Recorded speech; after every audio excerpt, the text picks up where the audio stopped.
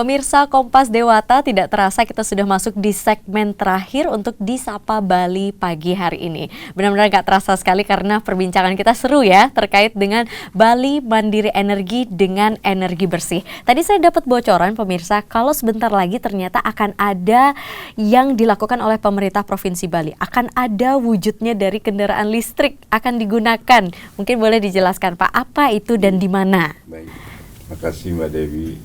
Jadi dalam waktu dekat mudah-mudahan tidak ada hambatan dan harusnya tidak ada hambatan karena semua sudah kami persiapkan bahwa dalam kaitan dengan penataan kawasan suci Pura Besakih itu ada 2 terminal kendaraan yang cukup besar. Jadi pertama yang di Kedundung yang lama, kemudian pembangunan parkir bertingkat di area Manikmas. Walaupun demikian karena konsep awal adalah mengembalikan tata titi persembahyangan di dalam kawasan Pura Besakih. Namun pemerintah juga berupaya untuk menyediakan dan sekaligus mengimplementasi seperti apa bentuk penerapan energi bersih itu terkait dengan transportasi, yaitu dalam bentuk penyediaan shuttle bus berbasis listrik yang akan dioperasikan antara parkir Kedundung menuju ke parkir Manikmas, dari parkir Manikmas menuju ke area Padma Buana untuk masuk ke dalam area persembahyangan. Baik. Sampai saat ini jumlahnya berapa Bapak? Disediakan 20 sementara tahap awal 20 dulu. Kayaknya 20 nggak cukup Bapak. Pemedak kan ramai ya. Tapi ya itu sebenarnya konsep awal itu adalah lebih memberikan kesempatan kepada difabel.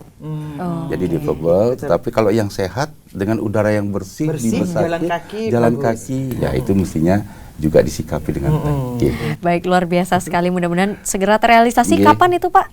Kita uji cobanya pada saat akan menyelenggarakan upacara Hidup Petani Turun KB kemarin. Bulan Maret. Bulan Maret. Wah, ini pasti ditunggu-tunggu sama masyarakat ini nanti ya. Uji cobanya di sana. Uji cobanya di sana. Sambil menyaksikan perubahan besar yang ada di kawasan suci Besakih. Benar, kita tunggu perubahan tersebut untuk lebih baik lagi ya Bu ya, terutama untuk kesehatan para masyarakat yang ada di sana karena di sana tidak hanya pemedek aja Bu ya, tapi warga lokal pun juga ramai sana. Iya.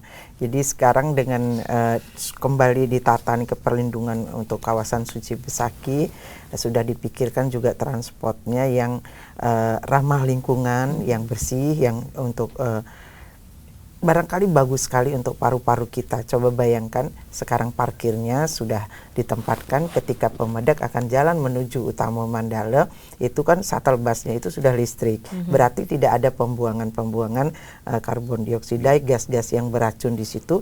Kalau pemedak pun jalan, shuttle busnya warawiri, mereka tidak akan kena gas-gas beracun dari pembuangan kendaraan bermotor. Kalau dulu kan itu ya semberawut ya. Belum lagi mau menuju Utama Mandala di kiri kanannya dagang, kadang ada toilet. Udah kacau pikiran kita nanti. Itu yang disebut dengan ditata titinya itu ditata skala nih skala. Jadi skalanya akan lebih indah. Walaupun masyarakat ada yang bilang, wah kan hilang suasana aja Balinya, kenapa modern banget? Ya nggak apa-apa, inilah zaman kita. Yang penting itu hanya terkait pada skala. Skalanya ditata itu menjadi bersih, menjadi nyaman, begitu kan. Balinya nggak akan hilang, taksunya tidak akan hilang ketika orang-orang Bali itu menjaga hati kecilnya yang buana alit dan alam besar ini kan begitu. Itu dia. Tapi tentunya ini proses, pasti akan ada. Oh, di mana lagi ada kendala pasti bisa diatasi. Semisal saja Bapak, itu ketika dibangun dermaga di Sanur kan, salah satu dari infrastruktur. Jadi dampaknya sekarang ada kemacetan karena melimpahnya pengunjung, penumpang yang akan ke Nusa Penida. Nah itu kan akibat dari dibangunnya itu. Nah, tapi kemudian kan carikan pemecahannya, jangan diam berhenti sampai di situ. Oh ada kemacetan, sekarang bikin dia supaya lancar, kan harus begitu. Jadi ini proses. Begitu juga dengan Besakih. Nanti ketika pemedak hadir pada saat Betara turun KB, apalagi misalnya kan, oh ternyata satu bus nggak cukup 20 itu mesti ditambah dan pemerintah mesti memikirkan apakah bisa bantuan pusat, begitu misalnya. Ya jadi yang penting masyarakat Mika ketika diajak membangun oleh pemimpinnya, yuk kita guyup. Kritis boleh, tetapi jangan sampai menghambat kerja dari para pemimpin kita, para pemerintah kita, kan seperti itu. Dan kalau bisa berikanlah juga solusi seperti itu ya. Mari kita sama-sama berpikir untuk membangun Bali ini. Nggih, baik. Lalu juga saya juga tertarik ini, pengen juga dapat bocoran terkait dengan kebijakan apa lagi sih selain Bali Mandiri Energi ini. Mungkin boleh dibocorin sedikit aja, Prof. Jadi saya kira banyak sekali kebijakan-kebijakan program yang dilaksanakan oleh Pak Koster selaku Gubernur Bali. Kemudian juga banyak hal yang akan dirancang ke depan. Malah kita akan menyusun blueprint Bali 100 tahun ke depan. Wow. Karena ini kan harus diperhitungkan jumlah penduduk berapa, kemudian berapa perlu perumahan dan lain sebagainya. Kalau enggak dari sekarang kita antisipasi, kan bisa dibayangkan apa yang akan terjadi. Ya, jadi oleh karena itu Pak Koster ini secara, dan dalam menyusun ini beliau dari awal sudah melibatkan para akademisi. Jadi siapapun yang punya pemikiran-pemikiran positif, pemikiran-pemikiran konstruktif ke arah kemajuan untuk Bali diajak oleh beliau. Jadi itu yang dilakukan oleh Pak Koster. Kemudian yang paling penting kita masyarakat adalah dari fasilitasi, kemudian regulasi, kemudian juga program-program yang sudah dibangun, tentu banyak potensi-potensi yang bisa dimanfaatkan oleh kita dari berbagai lapisan masyarakat. Contohnya kendaraan bermotor listrik berbasis baterai. Tentu pertanyaannya mau dibawa kemana motor-motor yang sudah pakai bensin? Ini kan bisa dikonversi. Jadi Politeknik misalnya bisa melakukan konversi. Dan Pak Koster kan sudah pernah mengendarai ini sepeda motor yang konversi dari bahan bakar minyak ke listrik. Nah, ini sebenarnya banyak peluang yang bisa kita ambil, banyak potensi yang bisa kita dapatkan. Jadi jangan hanya komentar dan kritik, tetapi solusi. Itu juga untuk kita, kan bukan untuk Pak Gubernur, bukan untuk Pak Wakil Gubernur. Ini kan untuk kita semua di Bali kan gitu. Iya, baik. Tentunya kita tunggu kebijakan-kebijakan luar biasanya dari pemerintah ya. Mudah-mudahan nanti juga bisa turut mengajak masyarakat dan masyarakat pun bisa ikut membangun Bali seperti itu. Salah satunya untuk Bali Mandiri Energi. Pertanyaan terakhir saya nih, Pak, yaitu adalah apa yang diharapkan terkait dengan Bali Mandiri Energi dengan energi bersih ini, dan kiranya kapan target supaya kita masyarakat bisa sama-sama merealisasikannya. Ini seluruh lapisan masyarakat, tidak hanya dari pemimpinnya saja, tidak hanya kalangan tertentu saja, tapi seluruh lapisan masyarakat. Boleh dijawab satu-satu, dari Bapak dulu deh, dari Pak Putu dulu. Kalau berbicara target waktu, karena mengganti satu proses besar, terutama dari awal penyediaan sumber daya energi yang berasal dari bahan bakar berbasis fosil tadi, menuju kepada yang sifatnya ramah lingkungan, ini memang memerlukan biaya yang besar. Tetapi yang lebih penting dari itu adalah bahwa mulai sekarang sudah mulai diletakkan alur dan pola pikir menuju ke sana. Sehingga kalau waktu ditanyakan, kita ingin secepatnya. Tetapi yang menjawab nanti adalah bagaimana kesanggupan, kesiapan kita semua. Tidak hanya para pemimpin, para ahli, ya masyarakat semua juga harus mendukung proses menuju ke sana. Itu. Baik, berarti masyarakat pun juga harus siap dulu ya. Baru nanti bisa terrealisasi secara massal atau semua gitu.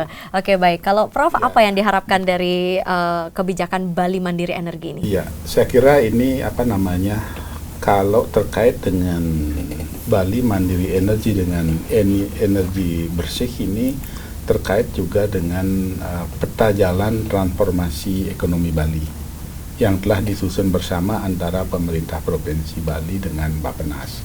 Nah, di sana ada target kapan